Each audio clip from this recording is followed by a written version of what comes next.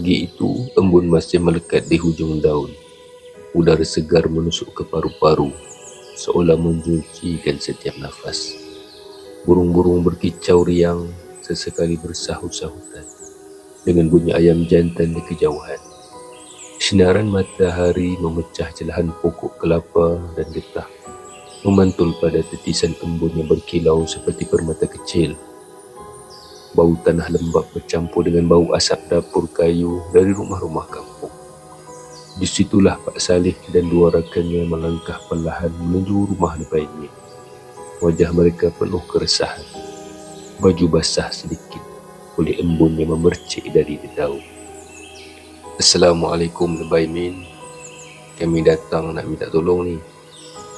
Suara Pak Saleh kedengaran agak tercungap kerana berjalan jauh. Lebay Min berhenti menyapu halaman rumahnya. Dia menyambut salam dengan senyuman mesra. Wajahnya tenang meskipun terkejut didatangi tetamu pagi-pagi. Waalaikumsalam. Pagi-pagi ni datang, apa hal pula Saleh? Nampak serius macam. Pak Saleh menarik nafas panjang. Matanya memandang ke tanah. Di kampung kami ada nenek tua tu suka ganggu budak balik mengaji malam-malam kat titi belakang kebun. Ramai yang ditolaknya ke sungai. Orang kampung dah panggil tempat tu titi nenek. Alhamdulillah belum ada yang mati lemas, tapi kami takut gila Lebay. Dua rakannya hanya mengangguk, wajah pucat. Seekor kucing kampung yang tadinya baring di tangga tiba-tiba berdiri. Bulu tengkuknya meremang, seolah mengerti cerita itu. Lebay Min termenung sejenak, memegang sapu di tangan.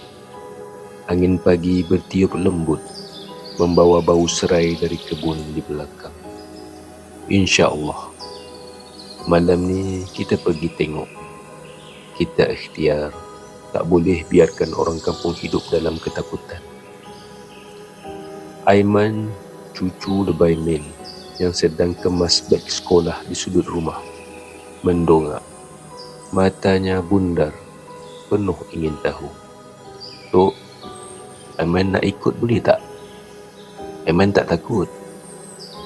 Lebay Min menatap cucunya lembut tapi tegas. Tak boleh Aiman, kau duduk rumah je. Ini urusan orang dewasa.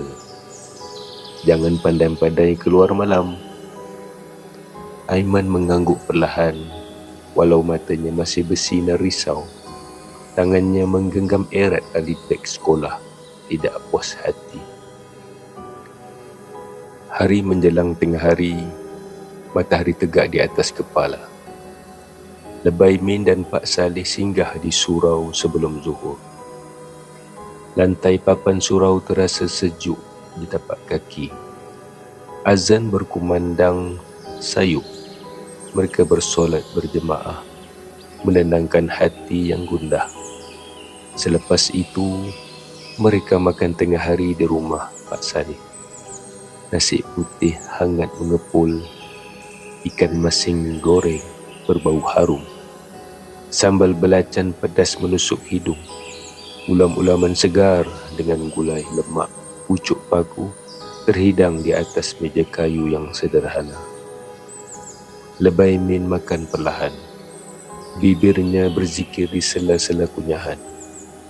Mereka berbual ringan tentang kampung dan malam yang bakal tiba. Tetapi hatinya berat memikirkan titi nenek hantu.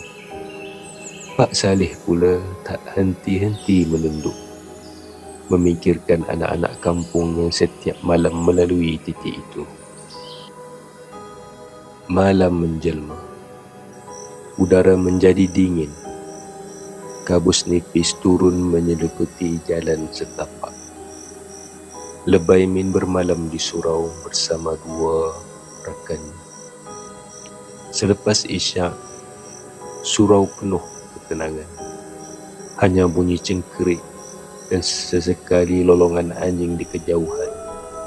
Lampu minyak bergoyang, ditiup angin, memantulkan bayang pada dinding papan.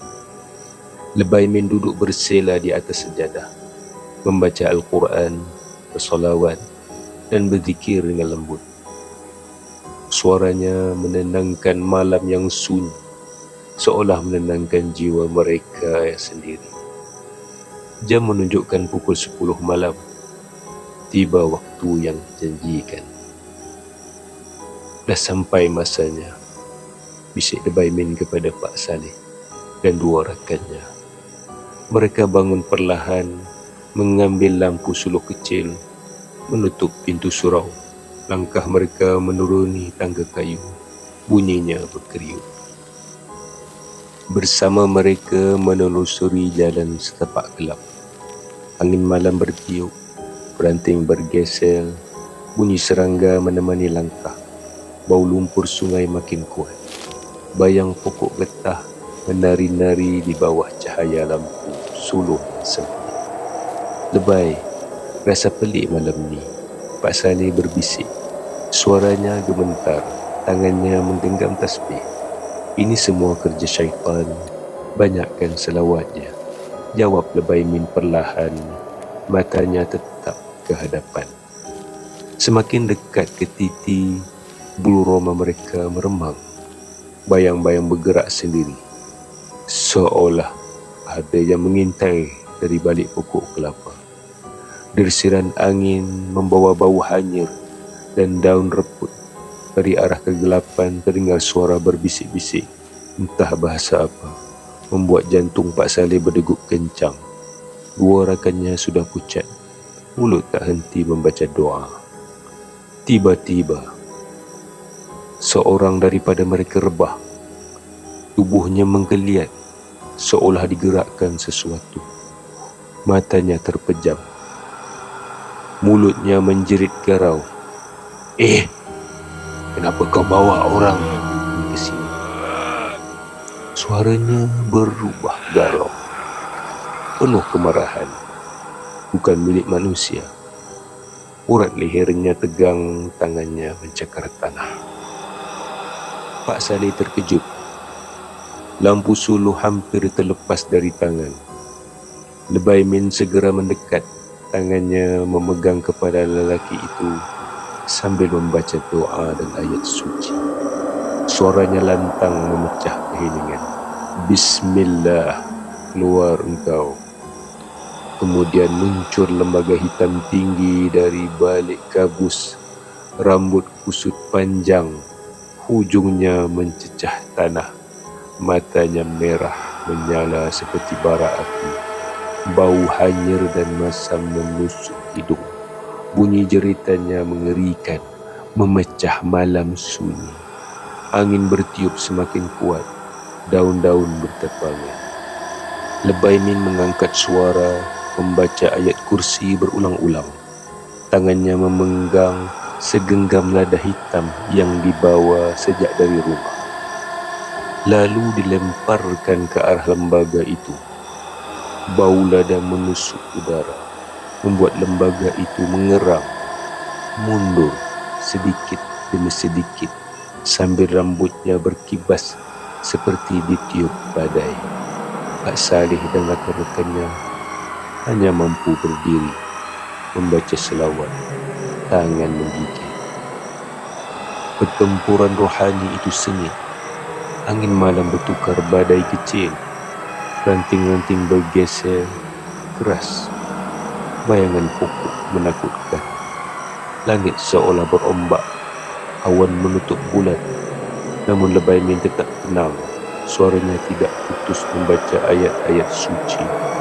Wajahnya berpeluh, tetapi matanya tajam menentang lembaga itu. Perlahan-lahan lembaga itu melemah. Jeritannya berubah menjadi rengekan. Akhirnya hilang ke dalam kegelapan malam bersama kabus yang berancur nipis. Pak Saleh menarik napas lega. Lututnya tergetar. Lebay, kita baliklah dulu. Esok kita datang semula. Suaranya serak. Lebay Min tersenyum tipis. Tak perlu datang semula. Ini petanda dia dah lemah.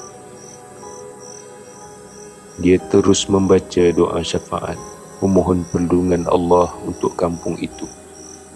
Dia menyapu muka, menoleh ke arah rakannya yang tadi dirasuk.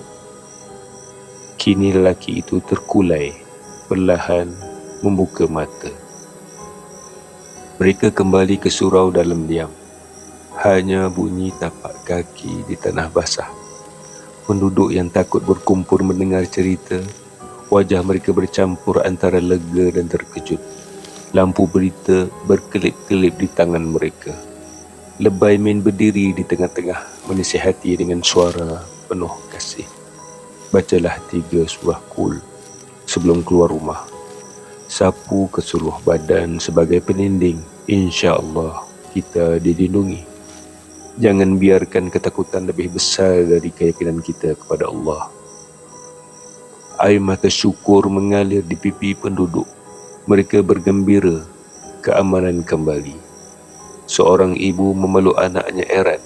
Seorang ayah menadah tangan berdoa. Angin malam terasa lebih lembut, seperti membawa berita baik. Keesokan harinya, Pak Saleh menghantar Lebay Min pulang ke rumahnya. Jalan yang sunyi diterangi sinar pagi. Burung berkicau seperti menyambut kemenangan kecil itu. Kebun kelihatan damai, seperti tiada apa pernah terjadi pada malam tadi. Lebay Min melangkah naik ke rumahnya, menoleh sebentar ke arah titi di kejauhan. Bibirnya berzikir perlahan, menyerahkan segalanya kepada Yang Maha Kuasa.